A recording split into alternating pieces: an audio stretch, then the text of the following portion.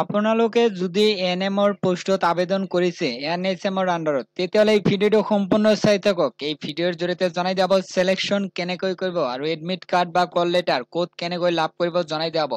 প্ৰথম মই জনাই দিব বিচাৰিছো যে এডমিট কাৰ্ড বা কল লেটাৰ আহিব নে নাই। কেণ্ডিডেট কোনো ধৰণৰ এডমিট কাৰ্ড বা কল লেটাৰ নাপায় তেতিয়াহ'লে কেনেকৈ সিলেকশন কৰিব এতিয়া জনাই দিয়া হ'ব। তাৰ পিছত মই আৰু কিছুমান ইম্পৰ্টেন্ট পইণ্ট জনাম যে যিবিলাক প্ৰশ্ন উত্তৰ ইন্টাৰভিউ বা স্কিল টেষ্টত সুধিব সেইবিলাক মই আপোনালোকক জনাই দিম। এতিয়া চাওক সিলেকশন কেনেকৈ কৰিব মানে শৰ্ট লিস্টেড কেণ্ডিডেটৰ লিষ্ট প্ৰকাশ কৰিব। তাতে কেণ্ডিডেটৰ এপ্লিকেশন নম্বৰ তাৰ পিছত নাম এড্ৰেছ এইবিলাক দিয়া থাকিব। যিসকল কেণ্ডিডেট শৰ্ট লিস্টেড হ'ব সেইবিলাক কেণ্ডিডেটৰ কি হ'ব স্কিল টেষ্ট বা ইন্টাৰভিউ হ'ব। তাতে প্ৰশ্ন সুধিব আৰু ডকুমেন্ট ভেৰিফিকেশন কৰিব।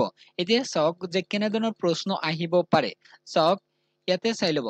চাওক মই উদাহৰণ দিছো যে জন্ম সময়ত কোনটো টিকা দিয়া হয়, তাৰ পিছত গৰ্ভ অৱস্থাত ফলিক এসিড কিয় প্ৰয়োজন, তাৰ পিছত সাব চেণ্টাৰত কিমানজন এনএম নিযুক্ত থাকে, এইবিলাক মানে প্ৰশ্ন সুধিব পাৰে আৰু আছে।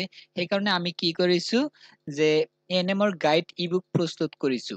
স্কিল টেষ্ট বা ইন্টাৰভিউ যিবিলাক মানে পোষ্টৰ এনএম পোষ্টৰ ইন্টাৰভিউ বা স্কিল টেষ্ট হ'ব সেইবিলাক পোষ্টৰ বাবে এই কিতাপখন প্ৰস্তুত কৰা হৈছে।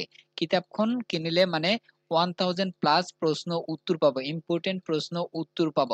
যদি আপোনালোকে এনএমৰ কিতাপখন ল'ব বিচাৰিছে ল'ব পাৰিব পিডিএফ ফৰমেটত।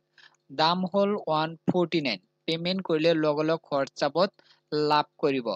এই কিতাপখন কিনিবলৈ হোৱাটছআপত যোগাযোগ কৰিব। এই ভিডিঅ' ডেসক্ৰিপশনত নাম্বাৰ দিয়া থাকিব বা কমেন্টস বক্সত নাম্বাৰ থাকিব। আৰু যেতিয়াই নতুন নতুন আপডেট আহিব আমি জনাই থাকিম ভিডিঅ'ৰ জৰিয়তে।